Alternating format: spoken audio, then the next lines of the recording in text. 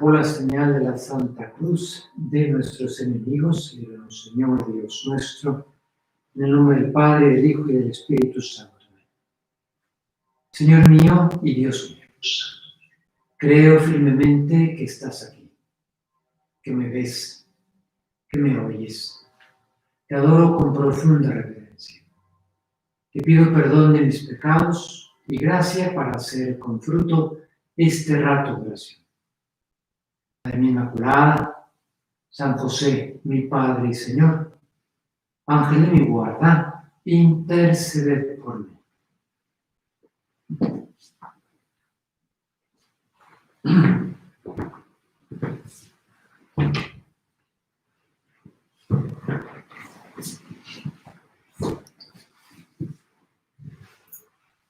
Hoy la liturgia de la Iglesia celebra pues, un santo que tiene especial renombre en el cristianismo en general, en la Constitución de Europa en particular, que es San Benito de Nursia, fundador de una orden benedictina, padre del monacato occidental, es decir, la institución que supone que haya gente en la Iglesia que con una llamada especial de Dios se aleja del mundo para facilitar esa contemplación del mundo divino y se organizan según ciertas reglas. Esa institución, vigente ya desde la antigüedad, en Occidente se le atribuye a San Benito, en Oriente a San Antonio Abad. Es, como te decía, patrono de Europa.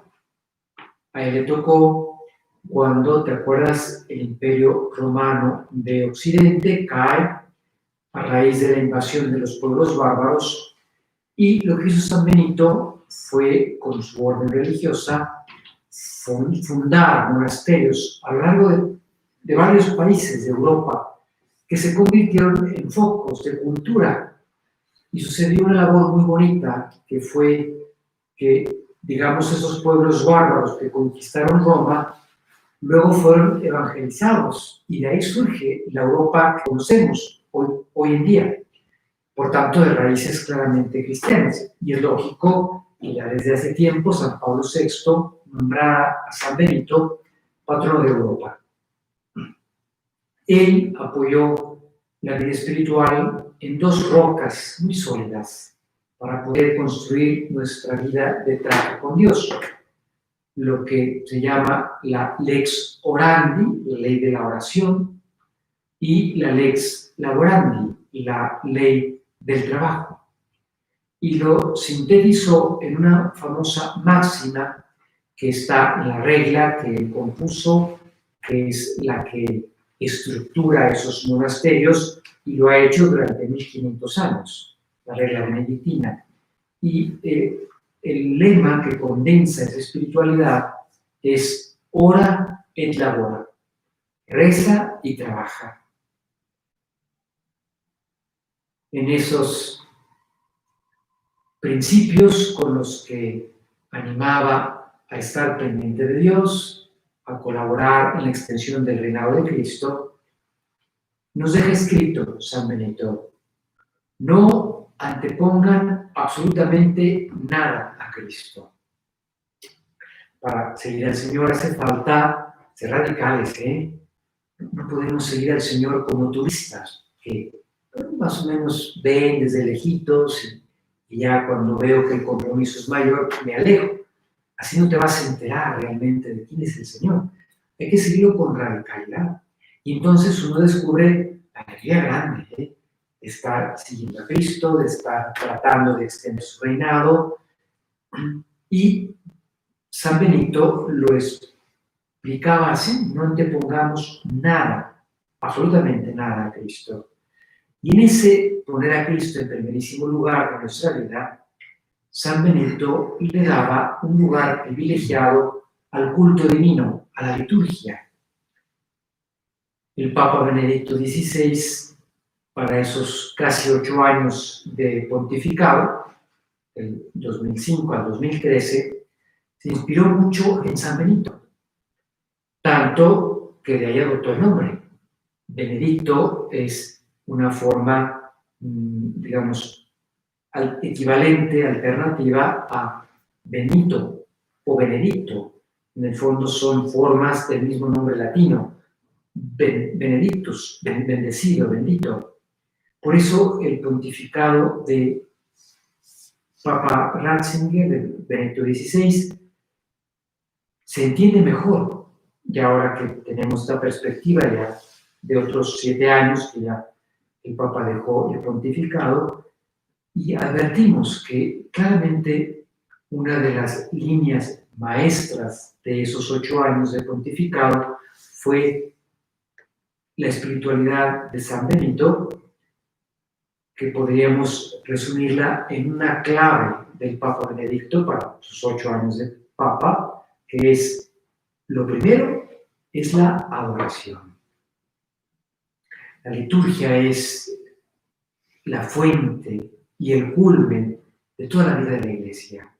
¿De dónde sacamos fuerza para enviar gente a los 4 puntos cardinales, con peligro de ser mártires? Ahora salía, lo comentábamos a mediodía en la casa, la noticia bonita, muy positiva, de que el padre Quino, famoso jesuita de finales del siglo XVI, principios del XVII, que se vino del norte de Italia a estas tierras de nuestro México, concretamente a lo que es ahora el estado de Sonora.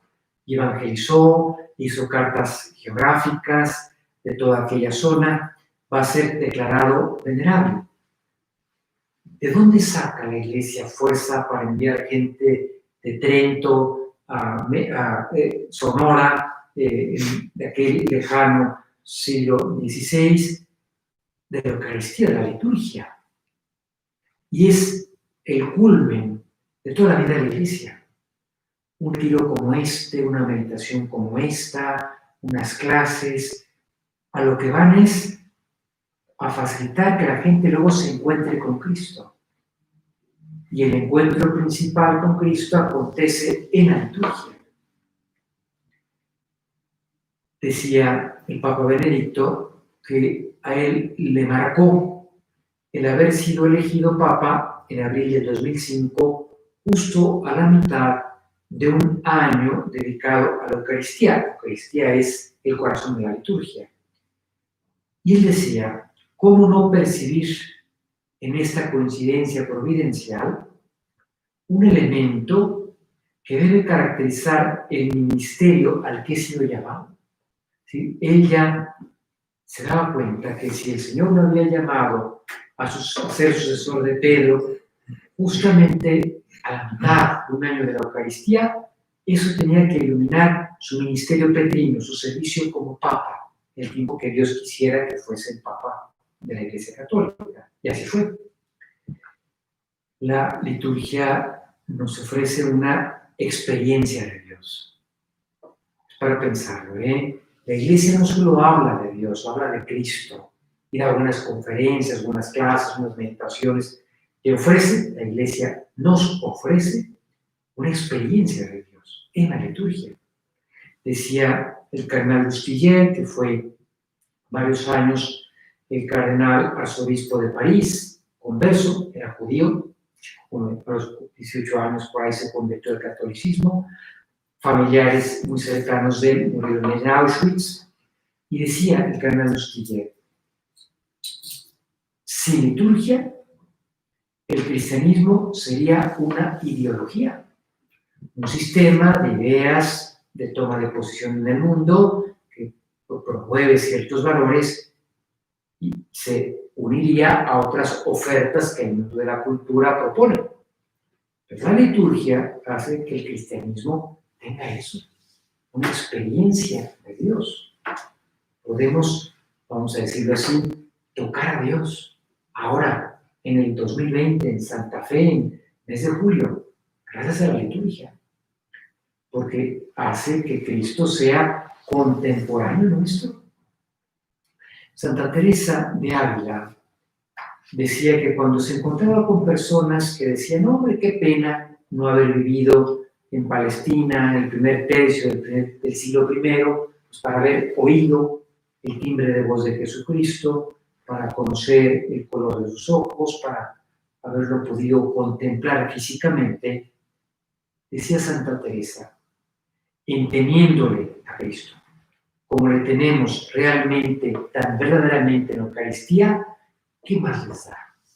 Vivir en el siglo XVI como la Santa, vivir en el XXI como nosotros, o en el siglo I, como aquellos que pudieron contemplar físicamente con los ojos de la carne a Jesucristo. Hay un dato, es pequeño, pero a mí siempre me ha llamado la atención. ¿Se acuerdan que llamamos plegaria eucarística a la oración larga en la misa en la que tiene lugar la consagración? Hay una de esas plegarias eucarísticas que durante varios siglos fue la única. Se llama el canon romano. La palabra canon quiere decir norma, lo que está establecido, porque era el modo de celebrar siempre la misa durante 450 años. En el canon romano, en lo que se llama el relato de la institución de la Eucaristía, que es cuando justamente el sacerdote consagra pan y el vino, que se convierten por acción del Espíritu Santo, y él pronunciando esas palabras, en cuerpo y sangre de Cristo, dice lo siguiente: cuando va a narrar la institución de la consagración del vino, dice así, la rúbrica es la parte que el sacerdote lee, dice: tomó este cáliz glorioso en sus santas y venerables manos. ¿Por qué le pone ese adjetivo demostrativo, este cáliz? Como si el cáliz que el sacerdote utiliza en la misa que tú ves o en la que tú participas fuese el santo grial, ¿verdad? La famosa copa que utilizó Cristo en la última cena y que la estamos buscando. Hay varios candidatos interesantes. Les recomiendo un largometraje de Bobby Giraud, director del Estudiante, sobre la posibilidad que sea el que está en León, España. Buenísima, Los Reyes del Grial. Pero fíjate, nuestra misa de hoy, la que tú vas en cualquier lugar del planeta Tierra, plegaria eucarística primera, y dice el sacerdote, impersonando a Cristo, tomó este cáliz, el que él, el sacerdote, tiene en ese momento en sus manos, como si fuese el cáliz que usó Jesucristo. ¿Por qué? Porque la liturgia nos hace posible conectar con Cristo, se hace contemporáneo nuestro, y podemos tocarlo a Él, a Jesús, en el aquí y ahora que la liturgia nos ofrece. Aprovecho para explicar cómo ha quedado el tema de la reapertura de las iglesias, para que lo puedas también explicar con detalle en tu casa, tu familia, que seguramente tienen esa inquietud. Se ha ido posponiendo, ¿verdad? Ha habido varias fechas, han ido posponiéndose varias fechas. La última directriz de las autoridades eclesiásticas que han estado en diálogo con las autoridades civiles de esta ciudad es la siguiente. En principio se iba a reabrir este lunes, pero se ha visto prudente posponer por lo menos una semana. Y lo dice así el documento del episcopado, del arzobispado de esta ciudad. Fecha probable, porque depende cómo esté el panorama. Hay colonias en esta ciudad que vuelven esta semana a semáforo rojo, con lo cual las iglesias de esas colonias pues todavía quizá demoren más. Pero por lo pronto ninguna iglesia reabre celebraciones presenciales sino hasta el 20 de julio. Vamos a ver qué sucede. Pero yo te animaría a que este tiempo sigamos aprovechándolo para llenarnos de deseos, de aprovechar al máximo la posibilidad de participar de la liturgia, de tocar a Cristo en el aquí y ahora que se nos ofrece, que nuestra Madre la Iglesia nos ofrece como el manjar más suculento que tiene. Decía el Papa Benedicto que la Iglesia es joven, está viva y es joven. No es como algunos pretenden, ¿verdad? Una especie de pieza de museo que se ha quedado ahí enquilosada. No, es joven. Y es joven porque renace cada día de la experiencia de tocar a Cristo resucitado en cada misa. Cada misa debería tener esa novedad. Imagínate, trata de poner a funcionar tu imaginación. Imagínate el primer domingo de Pascua. Estamos en Jerusalén. Hay rumores de que, pues, por lo pronto, estas mujeres, María Magdalena, dice que el sepulcro está vacío, que no aparece el cuerpo de Cristo. Empiezan a acordarse de que el Señor había hablado, que al tercer día resucitaría. Y vaya sorpresa cuando ese día, en la tarde-noche, Cristo mismo se presenta delante de ellos. Están tan en shock, no se la quieren creer. Y el Señor les pide si tienen algo de comer. Señor, qué detalle más fino. ¿No tendrán, chicos, aquí algo de comer? Y le sacan ahí pues un poco de miel y pescado para comer delante de ellos y que se compensan. No es un fantasma. Es el mismo Jesús que estuvo muerto y sepultado, es ahora el que está vivo. Y los apóstoles pueden constatar con una alegría que no podemos ni imaginar que el Señor está vivo, que ha triunfado sobre la muerte, los reconforta con su presencia y nos envía a dar testimonio de él. Bueno, esa alegría es la que la Iglesia experimenta en cada misa. Aunque haya dos gentes, ¿verdad? Como decía San José María, el celebrante y un niño distraído que está ayudando. Toda la Iglesia vuelve a tocar a Cristo resucitado y se llena de alegría. Podríamos decir que así como en la historia de la Iglesia los papas pasan, está previsto, son mortales, estamos ya creo que en el sucesor 267 de Pedro, pero Cristo permanece, está activo, especialísimamente en la liturgia. Cuando San Juan Pablo II, no te tocó, a la mayoría de ustedes no les tocó, pero un pontificado de los más fecundos que ha tenido el cristianismo, 27 años de papa. Luego se hizo costumbre, pero estaban los primeros viajes. El primer viaje fue a este país, pero empezaban esos primerísimos viajes y tenía programado un encuentro con jóvenes. Luego ya se estandarizó que el viaje del Papa pues tenía siempre encuentro con jóvenes. Y le preguntaban a los periodistas, Santo Padre, ¿y de qué les va a hablar a esos muchachos? Y el Papa, con una gran seguridad, dijo, se va a hablar de Cristo. Los problemas pasan, pero Cristo permanece. Decía Papa Benedicto XVI al comienzo, muy al comienzo de su pontificado, todavía pensando en que el haber sido elegido a mitad medio de la Eucaristía le marcaba la línea hacia su propio pontificado, decía el Papa Benedicto que la Eucaristía no es un elemento, entre otros, importantes en la vida de la Iglesia. Vamos enviando gente a misiones, hay congresos académicos, y, por cierto, aquí está la Eucaristía. Decía el Papa Benedicto, no. La Eucaristía está en el centro. Es el sol del que brotan todas las demás realidades eclesiales y a donde confluye toda actividad de la Iglesia. Esta idea que te había expresado como fuente y culmen, expresaba el Papa Benedicto con esta imagen muy bonita, es el sol, de donde surge todo lo demás. Un retiro, una conferencia, lo que sea, surge de la Eucaristía. Y tiene que confluir aquí. Si fruto de estos 4 meses que ya llevamos de confinamiento no te llevaran, después de meditación tras meditación que ha habido todos los sábados, no te llevaran a desear el encuentro con Cristo en la Eucaristía, yo delante del Señor te pido perdón, porque te lo hemos explicado muy mal. Porque fruto de lo que se hace en la Iglesia tiene que surgir buscar al Señor. ¿Y dónde lo encuentro? Sustancialmente presente en la Eucaristía. Esa es la misión de la Iglesia.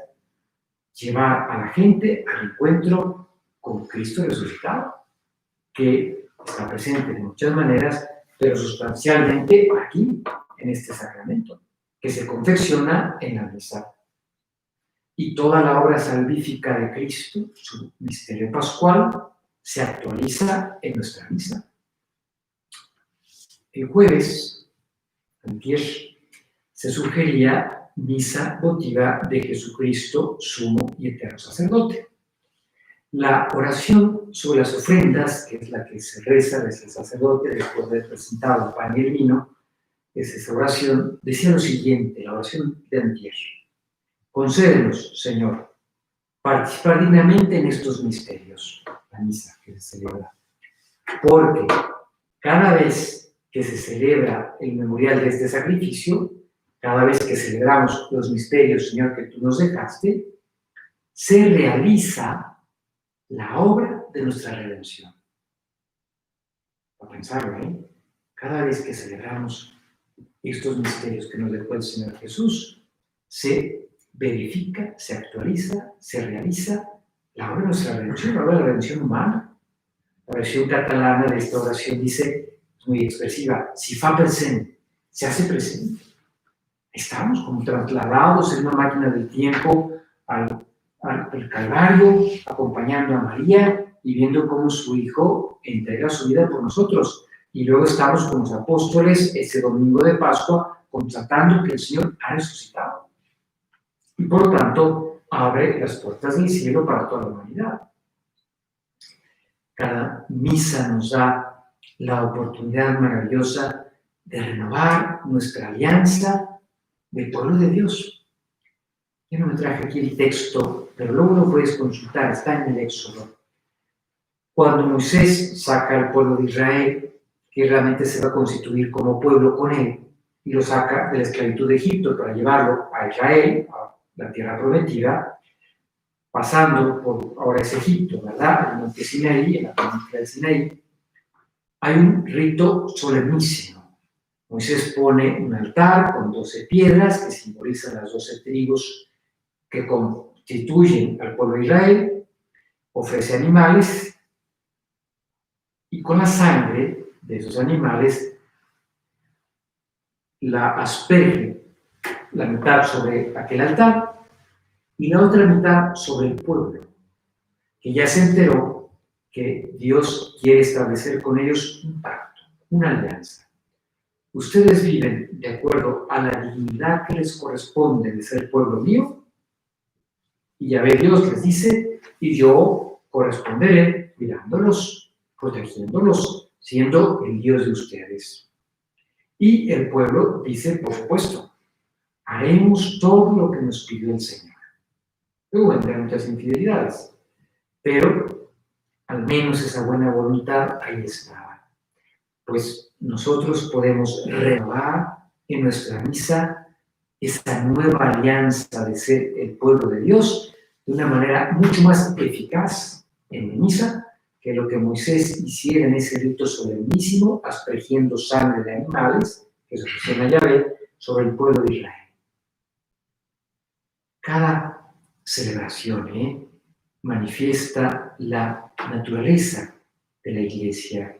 En cada misa conectamos, desde luego, con Cristo, pero también conectamos con toda nuestra familia sobrenatural. Toda la Iglesia se hace presente en cada misa, insisto, aunque sea el celebrante y el ayudante.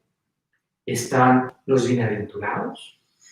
Desde aquí se abre una ventana al cielo en el que se está celebrando esa liturgia gloriosa e interrumpida, y ahí estamos, acompañados de todos los bienaventurados. Nos unimos a los que están haciendo antesala para poder estar en el cielo, que son las almas del purgatorio. Y podemos aportar su estancia, justamente la oración más poderosa para ayudarles a que cuanto antes lleguen a contemplar a Dios cara a cara, es nuestra misa, ofrecida por ellos. Por eso, ningún día de estos 4 meses se ha interrumpido que la gente llama para pedir, oigan, se murieron estos difuntos, por favor pidan por ellos en la misa. Y luego, en cada misa, también me siento unidísimo a los que, como nosotros, son todavía viajeros. porque estamos todos tratando de llegar a la meta, que es estar con el Señor para siempre. Decía Benedicto XVI, no estamos solos, estamos rodeados, guiados y conducidos por los amigos de Dios. Y por eso podemos cumplir con nuestro cometido en la Iglesia, porque no estamos solos. Y él, hablando de sí mismo, que a los 78 años, cuando pensaba ya en jubilarse, dedicarse a escribir sus libros, pues le cayó ser papa. Decía Papa Benedicto, no estoy solo, no tengo que llevar yo solo lo que en realidad nunca podría llevar yo solo. La multitud de los santos de Dios me protege, me sostiene y me lleva. Pues vamos a proponernos que todavía este tiempito en lo que hay que esperar para poder participar presencialmente en las celebraciones nos sirva a todos, a mí primero, para crecer en ese ser almas de Eucaristía. Nos va a costar, Platicaba yo, fuimos el párroco y yo a arreglar unos asuntos en la mitra, todos así con sana distancia y cubreboca, y había varios sacerdotes de esta zona de la ciudad. Y lo platicábamos, Es un reto que después de 4 meses la gente se active, porque es muy fácil acostumbrarnos a estar sin misa, a no tener que ir a misa el domingo, total hay dispensa. Es verdad, lo recuerdo que es así, pero el peligro de enfriarse es muy grande. Por tanto, va a ser un reto y contamos contigo para que tú actives el tema en tu familia, con tus amigos, pueden estar pendientes del Señor. Hoy, como todavía podemos hacerlo con estas transmisiones, y en cuanto ya se pueda, aprovecharlo. La adoración eucarística, ahorita estamos un ratito de adoración, de alguna manera, nuestra oración aquí delante del Señor sacramentado. Una vez que lo podamos también hacer más cercanos, ¿verdad? Viniendo físicamente hasta aquí, allá arriba en la parroquia, los jueves que tenemos hora eucarística, ese esfuerzo por estar delante del Señor sacramentado, ya sea escondido en el sagrario, ya sea expuesto en la custodia, nos va entrenando, nos enseña a saber ponernos de rodillas delante del Señor. Es aprender a vivir en asombro permanente ante el misterio de un Dios que en su grandeza se hace tan pequeñito para acercarse a cada uno de nosotros. Y aprendemos, cuando dedicamos tiempo a estar aquí delante del sagrario, a reconocer esa grandeza divina, a darle gracias por tantos bienes, a manifestarle que queremos estar dispuestos para ayudarle, para servirle. Dentro de esa disposición de adorar al Señor, quería, antes de acabar nuestra meditación, tocar un punto. Lo hice en el Jueves Santo, y si alguno siguió esa meditación, pues te pido una disculpa, pero quiero repetirlo para que tú te hagas portavoz de esto que te voy a explicar delante del Señor a quien te pregunte. Ahora que se pueden retomar las celebraciones presenciales, está previsto que la comunión sea en la mano.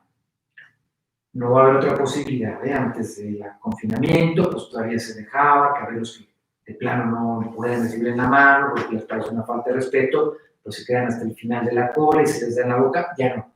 Eso quedó cancelado. Ya solamente será, si uno quiere la comunión sacramental, será en mano. Si uno de plano no quiere, puedes seguir haciendo tu comunión espiritual, como hemos vivido en estos 4 meses. Yo sé, lo sé de verdad, te lo digo aquí delante del Señor, que para muchos es difícil, yo lo entiendo, experimentan que hay el peligro de manipular, ¿verdad? Aquí, algo tan grande como el regalo que Dios nos hace de entregársenos como alimento. Pero quiero aclararte las ideas. Hemos hablado mucho del Papa Benedicto en esta meditación. Fíjate lo que explica él. Es un artículo en el que explica las 2 posibilidades de recibir la comunión, en la mano y en la boca. Dice el Papa Benedicto,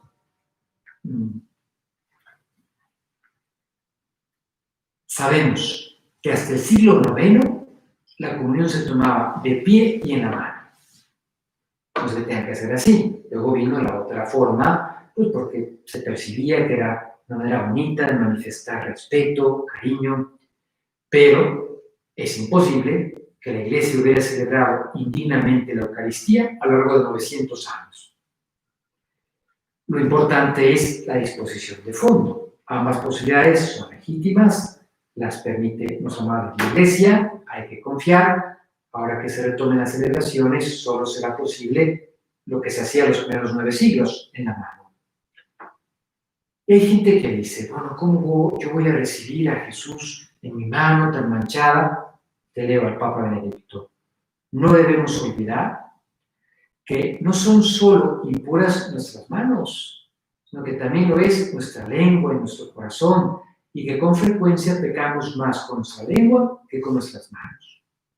La mayor osadía y a la vez expresión de la mayor bondad misericordiosa de Dios es que no solo las manos y la lengua, sino que también nuestro corazón, el Señor lo puede tocar. Él entra en nosotros y vive en y con nosotros y quiere transfigurar nuestra vida. Espero que se haya aclarado, si no, luego ya le preguntan aquí a los expertos tecnólogos si hay que aclararlo un poquito más. Me parece que ha quedado muy claro. Lo importante es esa disposición de fondo, que tú y yo sepamos, como el Papa Benedicto, que lo primero en nuestra vida es la adoración. Vamos a pedirle a nuestra Madre del Cielo que ella nos llene de deseos de aprovecharnos de este regalo tan grande, de poder tocar al Señor en la liturgia, particularmente en la misa. Si hay que seguir un tiempito así, digamos virtualmente, comulgando espiritualmente, muy bien. Y que en cuanto haya posibilidad de retomar la comunión sacramental, te recuerdo 2 cosas, ¿verdad? Siempre, siempre recibirlo en gracia, en gracia. Y luego, con muchos deseos. En la medida en que mis deseos sean más conscientes, esa comunión, cada comunión, dejará más fruto en nuestra alma. Te doy gracias, Dios mío, por los buenos propósitos, afectos e inspiraciones que me has comunicado en esta meditación. Te pido ayuda para ponerlos por obra. Madre mía Inmaculada, San José, mi Padre y Señor, ángel de mi guarda, intercede por mí.